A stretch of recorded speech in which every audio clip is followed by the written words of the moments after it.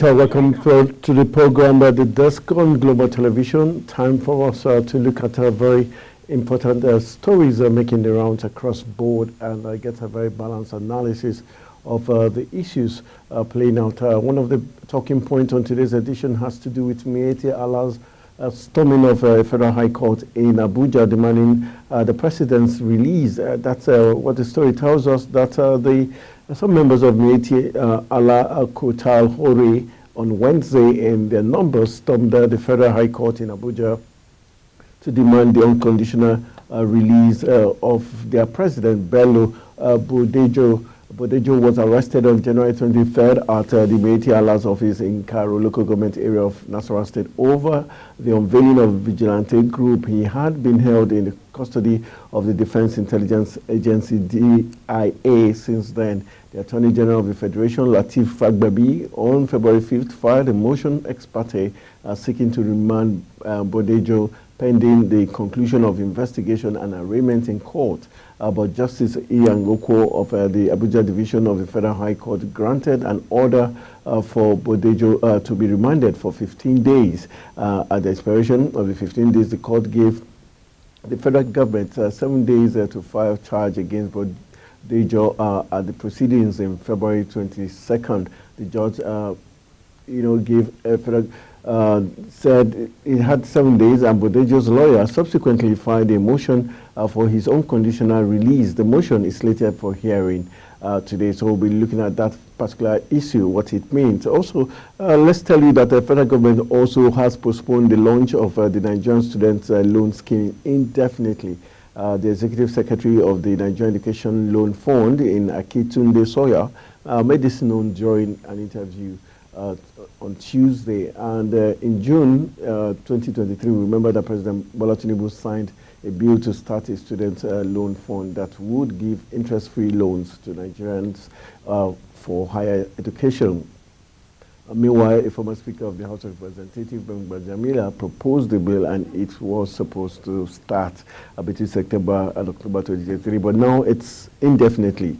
So that's another talking point we'll be looking at on today's edition of the program, The Desk. And we'll also be looking at the budget defense, as reps have asked the National Security Advisor to justify the 3.25 trillion naira security fund given to them for the fact that insecurity is getting worse in the nation. All right, we've got our guest who is joining us via Zoom. We have Chief Ogaku Dominic, who is the president of Civil Society Groups for Good Governance. He's one of our guests via Zoom, and also hopefully we'll be joined by Stephen Frank Ozo, who is a media practitioner, to help us look at all this big story. Good evening, Chief Ogaku. Nice to have you join us on the desk. Ogaku Dominic, nice to have you join us on the desk. Thank you.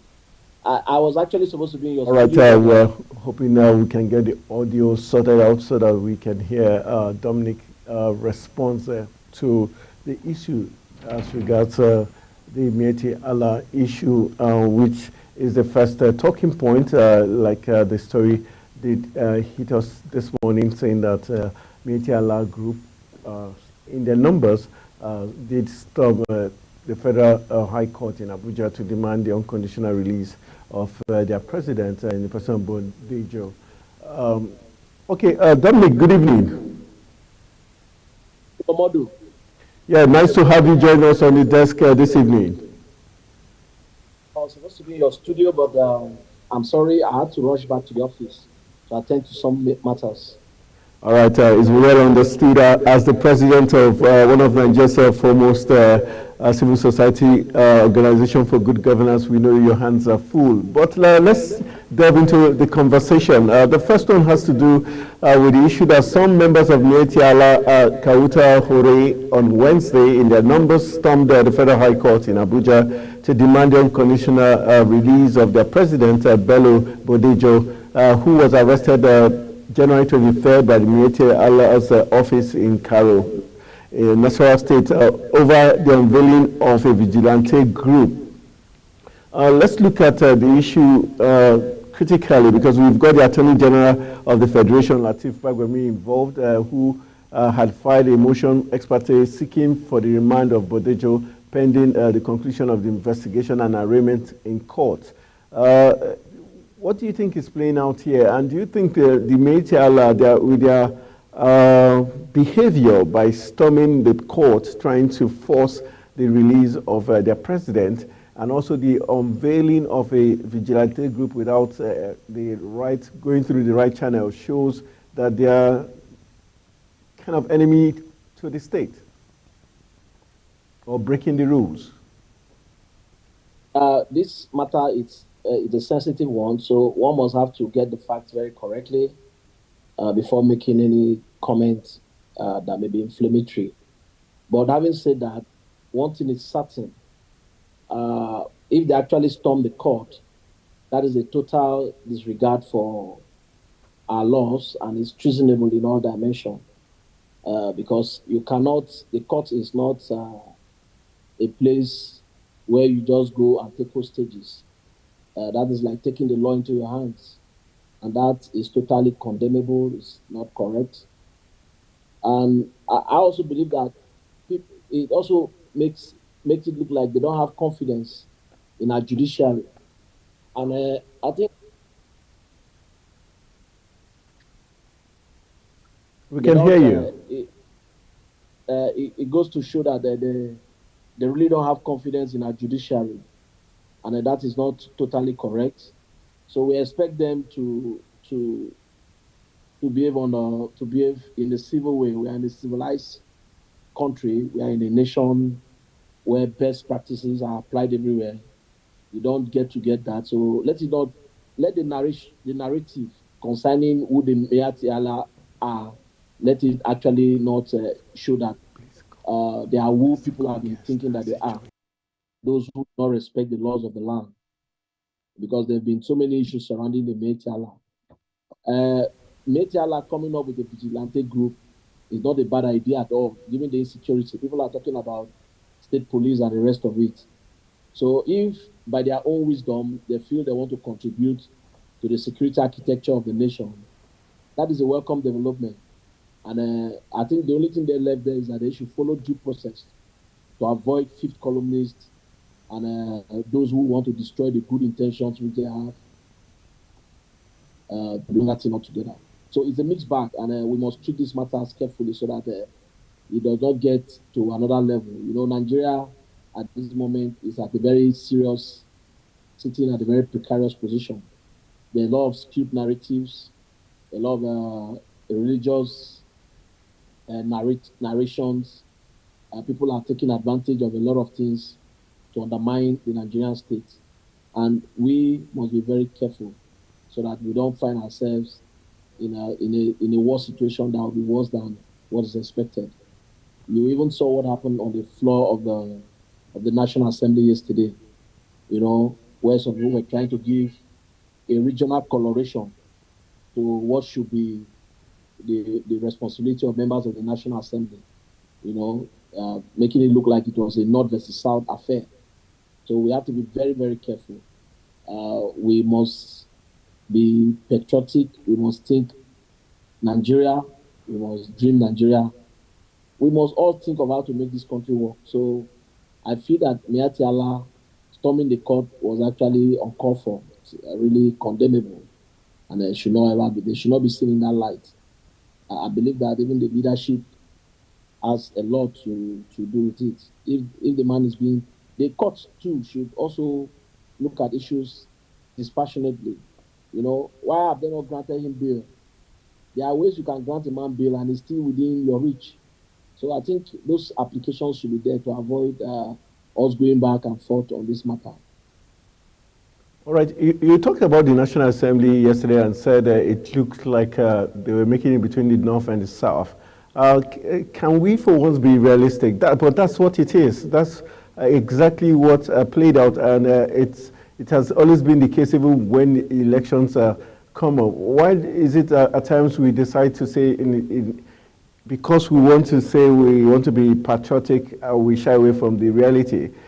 because we had one of the senators talking about it was 40 years since someone from the South became the Senate president, and that's why now they want to upstage Godswill Akpabio from the seat. But on the flip side, has Godswill Akpabio done well enough? Is it just because he's from the South side, so he should be allowed to continue even if his reign was wrong? No. There are two different narratives here. The first one is, if you say you have not done well, it's a different thing.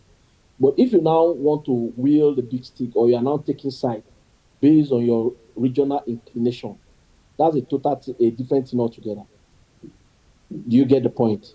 The point is, score him, judge him, criticize him. Your moves should be based on the fact that he has not done well. It should not be based on the fact that you come from the north or I come from the south and all that. That is not going to help us. It's not going to take us anywhere. That is not going to help. It's not going to take us anywhere. Let us judge people like Martin Luther King said.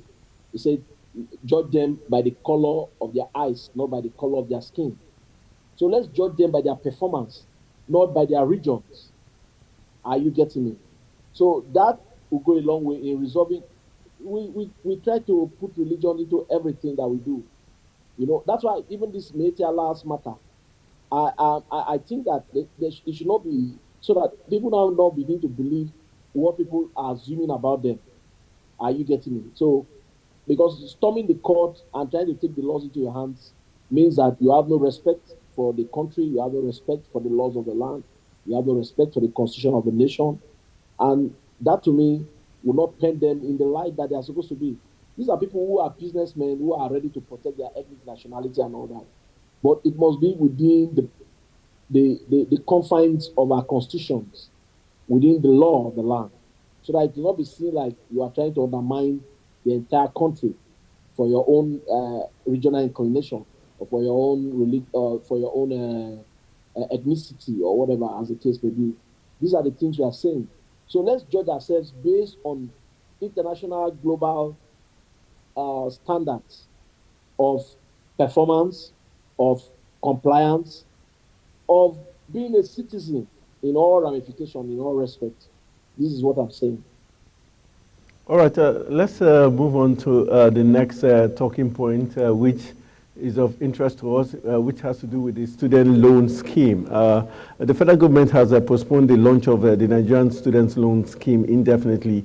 The Executive Secretary of the Nigerian Education Loan Fund, in the person of Akintunde Sawyer, made this known during an interview yesterday. We know that in 2023, President Bola Tinubu signed a bill to start the student loan fund and would give interest-free loans to Nigerian in higher education. The former speaker, who is Gbajabiamila of House of Reps, was one who proposed this bill, and it was supposed to have started in September and October last year. Meanwhile, Tinubu had proposed that to start January again 2024, but now it's been postponed indefinitely.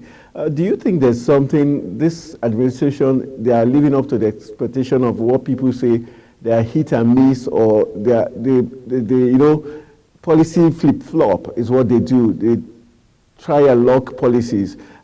Can we say this was taken because Gbajabiamila was the one who proposed it when he was the speaker, and now it's been on and off kick-starting? Are you convinced they really know what they want to do? Well, we are all in this together. But one thing I must let you know is that, you see, all these things are like marriage. They say a broken relationship is better than a failed marriage, right? So if halfway they are now beginning to see that the student loan team, they are not well prepared for its implementation, I think it's better for them to retract than for them to go ahead and make it a colossal failure at the end of the day. Like you rightly mentioned, maybe the way the speaker saw it while he was speaker is even from the way he's seeing it under this administration and as chief of staff to the Mr. President. So I believe that it is not dead on its own. It's been retracted so that it can be more effective. You see, if a man means well, most times if he's not very careful, it will turn for his own bad. Leadership is a very Herculean task, and until you get into a leadership position, you might never really tell how it works. People have their different leadership styles. Uh, some wants to be fully prepared. They want to make sure that they are on point and all that. Some try to shoot before they aim. So no leadership style is perfect in itself. You see, it will work in some instances, it will not work in some instances. So I don't want to get issues with regards to whether there are no that's the narrative that is out there. But I can tell you that once you get to that seat, it becomes a different ball game altogether. You will now begin to realize that it wasn't a tea party. It wasn't as easy as you thought. Everybody aspires to become a leader. Even in my own small capacity as a leader of a coalition of CSO, I know the series of challenge that comes with it. So, and you see, this country has been in a total mess for a very long time. And you see, like if you're an engineer, you know, making repairs is more difficult and more costly than trying to build afresh. Nigeria has been battered. Years of misrule, of mismanagement, and of poor leadership ingenuity has brought us to this point. And it has not been very easy for this current administration to navigate through. But having said that, I feel it's time for them to live up to expectation. I feel it's time for them to really know exactly what they are talking and what they are doing. I think it's time for every hand to be on deck for us to reconsider how we go about running these things. The student loan is an initiative that is very, very important. It's a global initiative. It will help in so many quarters. It will help in so many ways in alleviating the sufferings of our students, Nigeria of Nigerian origin, all over the world. And for me, when that was announced, I was excited. But a lot of critics, a lot of people came out to criticize the initiative, giving reasons as to why it must be tinkered with. And I'm sure it is in the wisdom of this administration that they have retracted to see what they can do, to be able to see if they can put, if they can dot the I's and cross the T's before selling it back to the Nigerian people. And I think one of the criticism that was the fact that how do you expect these students with the unemployment rate in Nigeria? How do you expect them to pay back? How do you want to? How is it going to function? Are you now going to put everybody on a debt row just because they have to go to school and all that? So there were this back and forth on the workability of the plan, especially given the paucity of funds. And you see, it was a good intention. It was well intended. But if, in their own wisdom, they now see that it was not properly put together, like I said, it's better for you to have a fair relationship than for you to have a fair marriage. All right, let's move on to still in the education sector before we move on to the next talking point. Are you impressed with the federal government's ability to pay one union in the same industry and not pay the other? Because we have the issue of ASUU being paid the withheld 4-month salary and NAFSU and SANU not being paid. And now those other two unions are angling for another shutdown of the education sector. Why do you think this is happening? Well, you see, that's exactly what I was trying to let you know. These issues were not created by this administration. And government is continuum. Yes, that's the point I want to make. So as you try to solve one, you will now have another raising its ugly head. And you would understand with me right now that the country is operating at there's paucity of funds. What the difference here is that it's time for most people in leadership position to make deep sacrifices. For instance, the issue of National Assembly and their budgetary system and their allowances and all that. I feel we need to come to a point where people have to make deliberate, intentional sacrifices to salvage us once and for all. The education system in Nigeria is actually suffering seriously. And that's why you see there's a proliferation of private schools all over the place. Why? Because government has actually lost out with regards to the education sector. There's a lot of things that are going there that is not correct. Okay. Let's believe that people have been well taken care of. Now you have NASU, you have SANUS, and the rest of other unions coming up to also place their demands. And for me, it goes to tell you of the decades of underdevelopment, of generation, of plenty of poor, inexplainable leadership that we have suffered in the past. In as much as you say government is a continuum, but it's not the same generals that are there right now. It's not the same people who are in leadership that are there. So we must, as a matter of fact, look at where we are coming from for us to be able to address where we are going. And in as much as we cannot excuse this present administration from not righting the wrongs that were committed, after all, they are from the same party. But these things, we must do them gradually and ensure that as Nigerians, we are aware of where our country is at the moment. One of it is that I'm very impressed with the way possibly NLC listened to some of us from the advice we're giving and all that. And you see, they have actually changed their tactics. They are negotiating in a better way now, and we believe that they are going to get best results. So that's what we will call on all unions to ensure that their negotiation is in line with the interest of the nation. Not just say you want to go and shut down schools and keep children back home for 2 weeks, 3 weeks, 1 month, 2 months, 3 months, 4 months, and all that. Or you bring the business of government to a halt because of some, injustice that has been done to you. And then you feel that the only way you can pay back is to be unjust to others. That will not serve the purpose. And I feel, as a matter of fact, that they should go to the negotiation table, just like what ASU did, and they got results. They should be able to leverage on that and also get results. One of the things I know about this administration that I want to commend them, even though I have some very reservations about some of the ways they've gone about issues, is that the president seems to be a man that is listening. He looks like one who is bothered about what is going on in the country. Because each time there is an outcry from somewhere, I see that he's quick to look at it and make sure that the solution comes. Yes, he has his own fair share of challenges, his own mistakes in terms of his leadership style and the rest of it. But I believe this president, to a large extent, is ready to listen to the yearnings of Nigerians. From all that we are seeing, it looks like we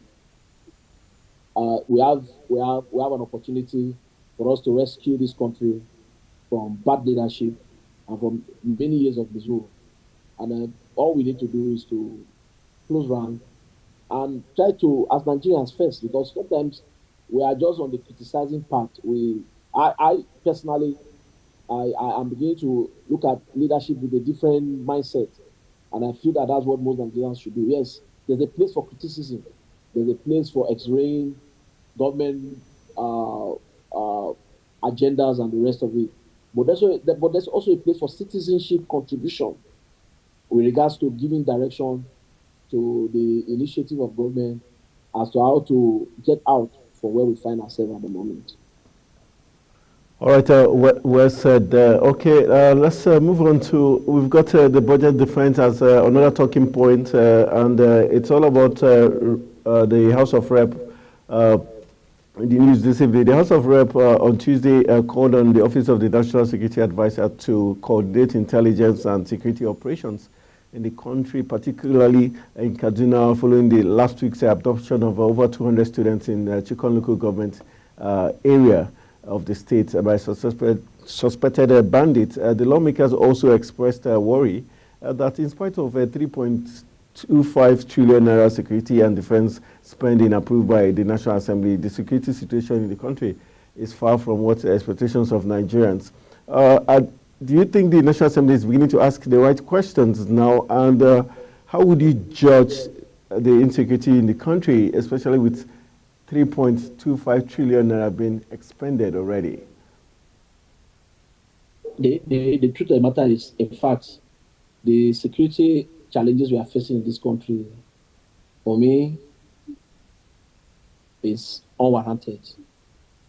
It only goes to show the wickedness of Nigerians to Nigeria, to the country that they call their own. Are we not tired? Are we not tired? Those who are doing this kidnapping, doing all these sundry crimes and all that, are we not tired? Can't we for once try to rest? To what avail? Don't we have issues and challenges that are more than all this? I speak to every Nigerian out there who is not ready to really look at this country from a different prism, who has lost the virtue of nationhood. I'm not saying everybody must come to become a good person. No, that's not what we're saying. But you going to pack students and a recurring decimal of school kidnaps and the rest of it, to what avail? To what? How will it profit you? To how will it solve your as to how things are becoming very unhealthy, and then we must condemn it in its total as it looks. Let's not try to make it up. You know, it's condemnable, it's abominable, and I believe that those who are committing this crime, do they think? How do they sleep? How do they reason? What is really wrong with them? Are they maniacs? Do they have a situation that they can't really look at themselves well? Well, having said that, let me say that the National Assembly and the security architecture of the nation must realize that this is not the time for talking. This is a time for action. We had this discussion a few days back, and somebody said, I think it's even better for us to bring in mercenaries, you know, people who are who see the insecurity situation as business. Since those people are already using it to do business, let's also bring people who also see the fact that they have to bring this insecurity to a halt as a business. Pay them all that they need so that they can flush out all these bandits, terrorists, and the rest of all these things that are bringing people who can do the job. It looks like there's no hope in anywhere coming. There's no hope. There's no hope. There's no hope. It looks like that because it's back and forth. Today, the army will say, okay, we are winning the war. Tomorrow, we'll now have flashes of insecurity all over the place and all that. So where are we? Where are we? So if it's beyond us, we should be able to, they should come out. Those who are manning our security architecture should come out and say, this is beyond us. We need help. So that we can go and bring people who will put their heart to the business. They will see it as a way. They will not see, they will not give any ethnic coloration. They will not become sentimental about the entire process. They will go head on to ensure that we bring this insecurity to a halt. So, because we cannot be going back and forth. Today, we are winning the war. It looks like calm has returned. It looks like we have dealt with the insecurity and all that. Then tomorrow is worse. People cannot sleep with their eyes closed. People cannot travel without fear. In fact, Nigerians now just leave without really knowing whether they would reach their destination or not. And this is not fair at all. So I believe that the administration should also look and think of better strategies. If we have to lose an entire area, or just so that we can make a statement, a bold statement, because so far we have not seen. What about the Tucano's jets that were acquired, that were procured during the Juarez administration, that gave us the hope that this whole thing was going to come to a close, to an end in a short time? We are not seeing any. For me, there's no real action to really point to the fact that we are ready to help out in this insecurity in any dimension or anytime soon. And so the National Assembly is not just to invite the security chiefs. These security chiefs have been invited over and over and over and over. And it looks like each time they go there, they smooth up themselves, and that's all. We need definite actions. We need timelines to be able to say, okay, this is what we need. We need accountability in terms of what is the achievement so far. How far have they gone? What have they been able to achieve? Because it looks like we are not really making any progress. It looks like we are not really making any progress. I'm sorry. It's a monster, but you see, if we must deal with it, then we must bring the best of hands. We must bring people who are ready to sacrifice, who are ready to make deliberate plans as to how to bring it. Then we also need a timeline. When are we going to begin to live as Nigerians free once again? When? This timeline must be stated so that if you cannot do the job, you quit. You know that, okay, we need to come to the point whereby you know that if you are not giving in your best, or even if you are giving your best, results are not commensurate with what you are doing, then you should naturally leave that position for others to give their best or to try. Let's just get one more question before we move to, we'll go for a very quick break and we'll rejoin in 2 minutes. But this morning, precisely yesterday, we had Sheikh Gumi, Islamic cleric from Kaduna, call on President Ahmed Tinubu to dialogue with the bandits and said he was also willing to lead the negotiation between bandits and the federal government. How do you see this going? The fact that Sheikh Gumi keeps appearing to want to be a spokesman for the bandits, is that not worrisome? He said the ex-wife President Muhammad Buhari failed by not agreeing to dialogue with the bandits. Now he's proposing the same meeting with this current president. Do you think he has a stake in the banditry taking place in the country? I don't believe he has a stake. I don't want to believe that. That Why? should just be. Why wouldn't you believe that when he's constantly speaking for them, wanting to negotiate? These are people that have killed Nigerians, maimed Nigerians, and he believes it's right for him to speak on their behalf to negotiate. This is what I believe. You see, Sheikh Gumi is only playing the role of a father who feels that no matter how terrible your son is, you will not throw the baby with the bathwater away. That is what is informing that.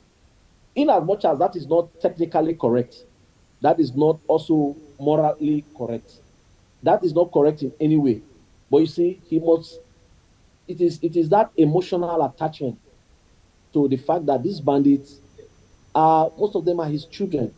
Most of them are people who should naturally come to him as a father for guidance and for help and for love and for nurture and for everything.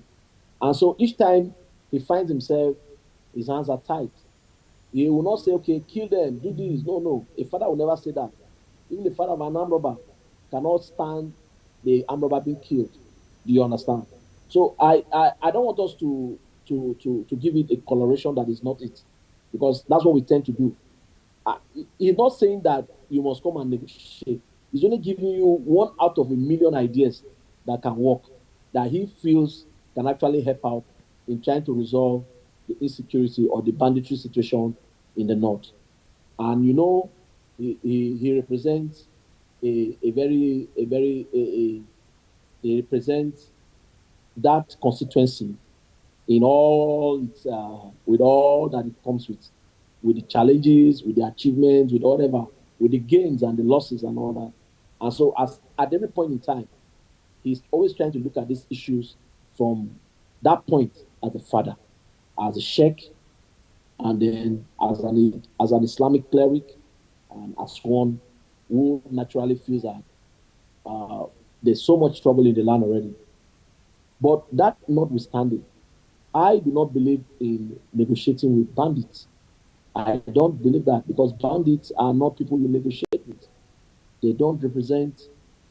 In fact, these are people most who will never repent. I can tell you for free. Most of these guys will never repent. They know nothing next to what they are doing. I'm not God, so I cannot, but I can tell you that it is very obvious that these guys are enjoying what they are doing. Because if not, why do you keep repeating the same circle over and over again? So I don't believe in negotiation, I'm sorry. But in as much as I also don't believe that Sheikh Gumi has any ulterior motive as to why he's asking President Siwaju Bola Ahmed Tinubu to negotiate with the bandits. He's only saying that, which is his role as an Islamic cleric and as a father from that region. And so that is it. But are you also are you not surprised the security agencies are not calling on him to come and tell them what he knows?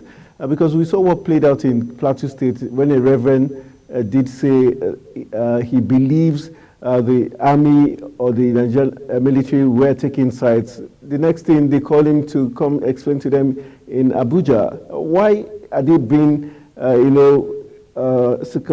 careful, circumspect? Because this is a different, religious leader. Is that what is playing out right here? No, that's not it. You see, sometimes you media practitioners have to put things in proper perspective.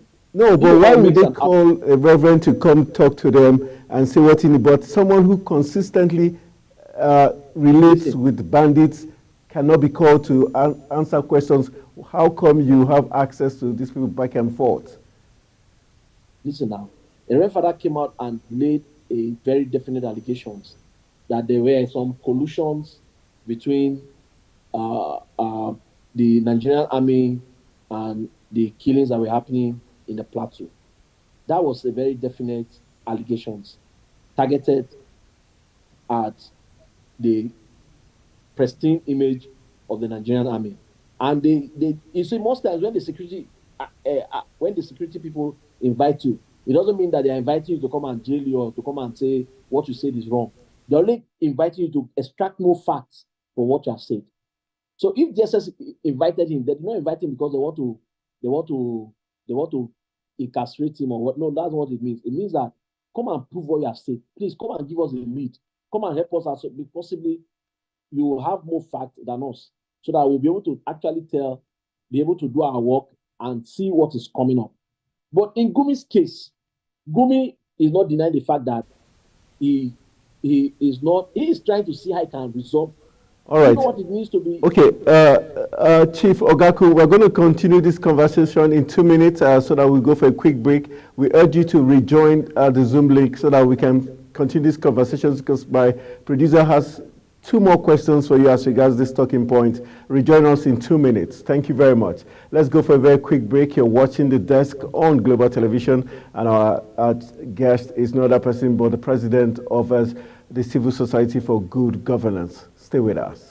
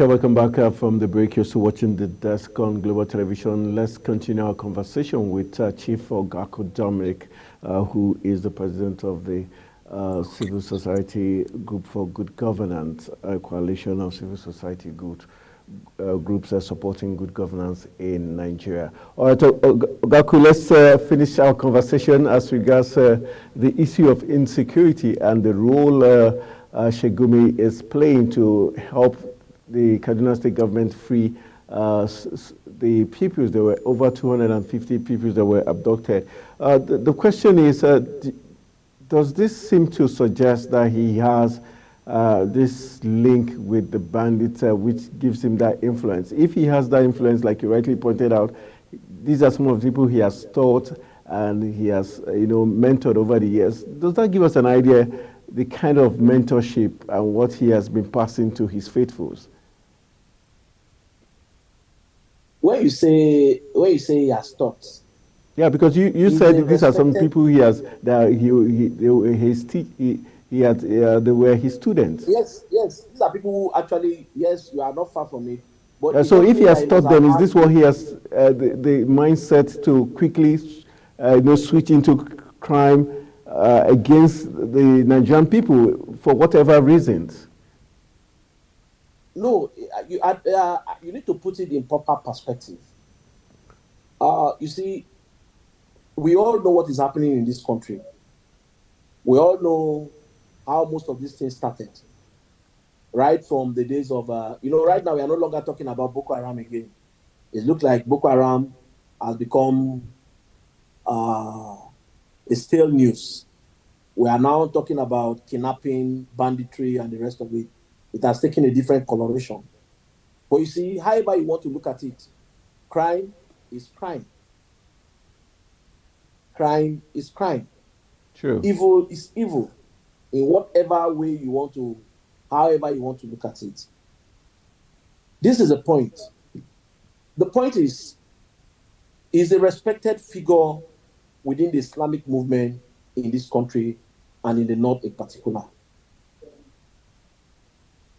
Is that what is important right now, or we're talking about the impact he has made that is not obviously not positive?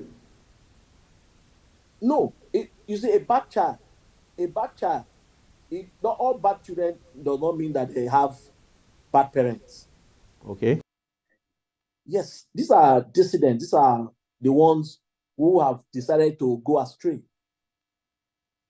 And like I said, you cannot throw the baby with the bathwater away. That must have informed his decision to be part of the negotiation in regards to saying, okay, let's negotiate with these people. I told you, I said, I am not a party to negotiating with bandits. I am not a party to negotiating with terrorists. No, I don't support it in any way. I'm only trying to be able to put myself in his shoes and to imagine what he's thinking.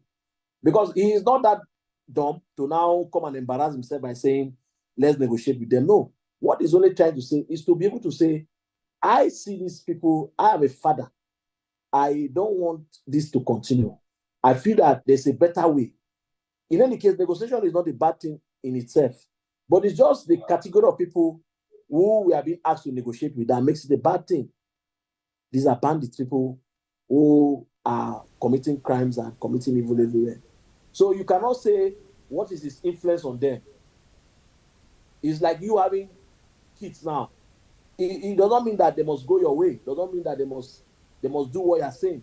It does not mean that there are some people who have some of the best characters, but have some of the worst children.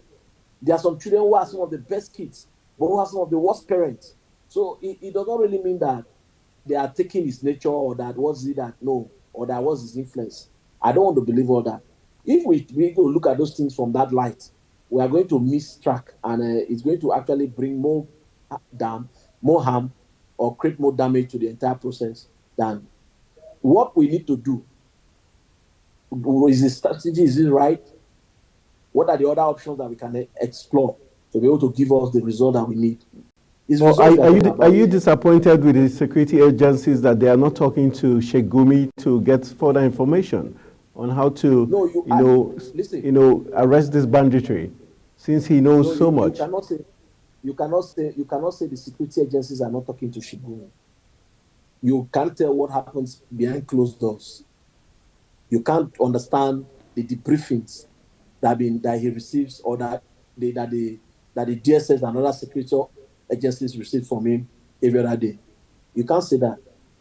You can't. You'll be wrong to undermine the entire security architecture of our country.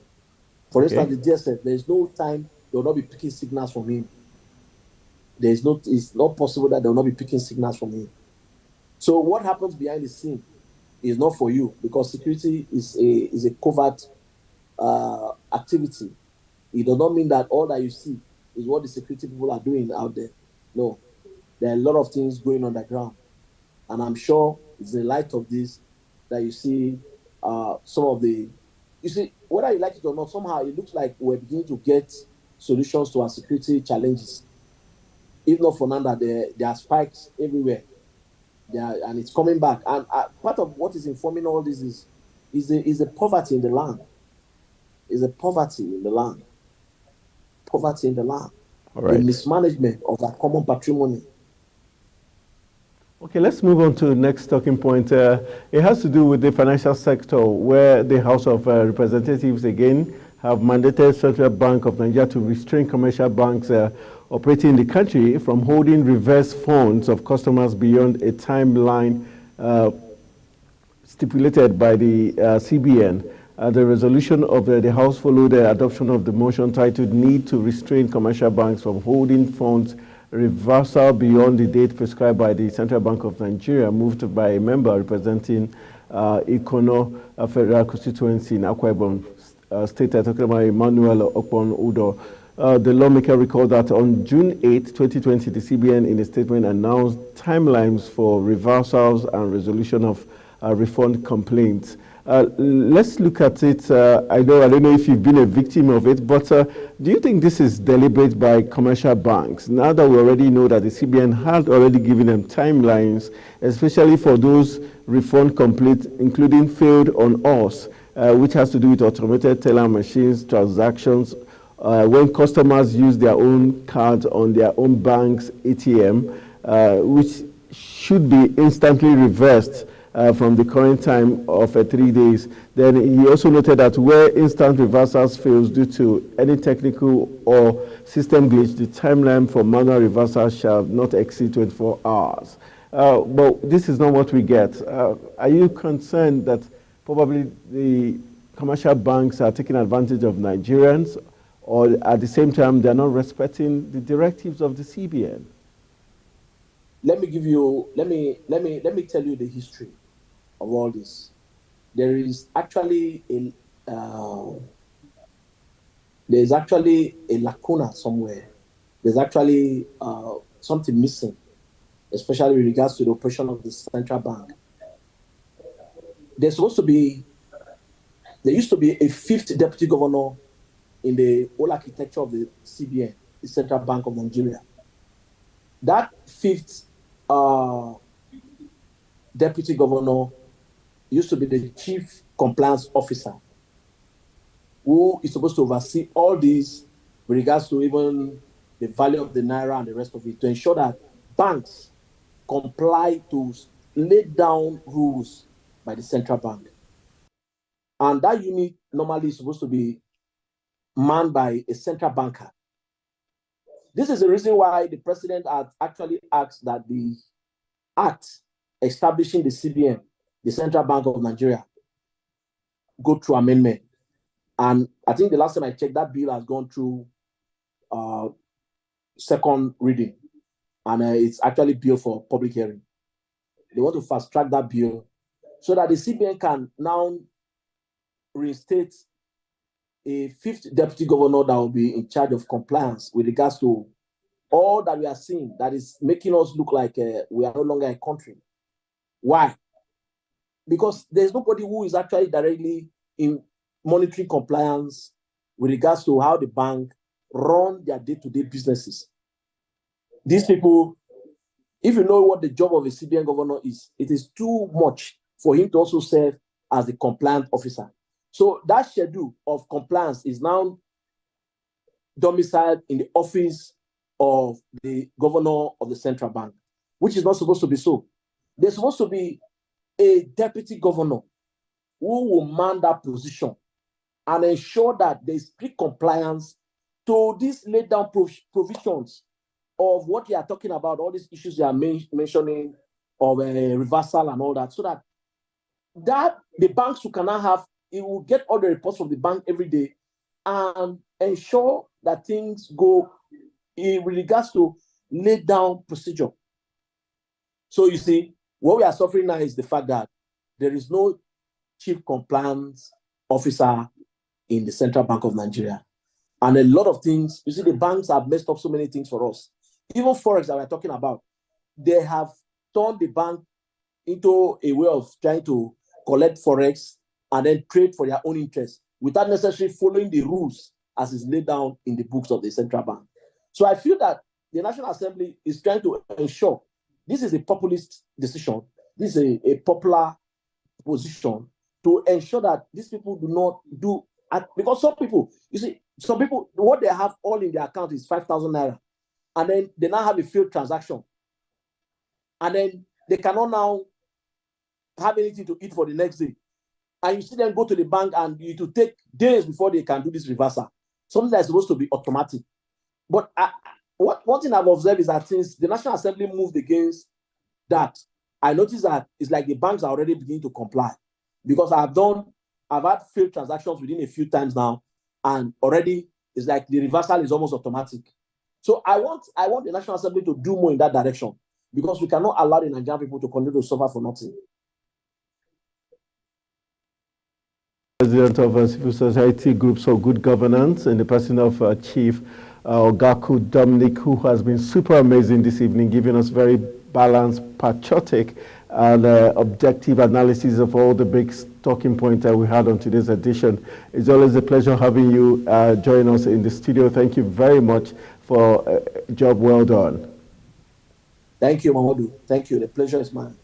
All right, that's how we're going to call it a wrap on today's edition of the program, The Desk on Global Television. My name is Anthony Momodu, saying thank you for another outstanding outing, and let's do this again tomorrow. Good evening.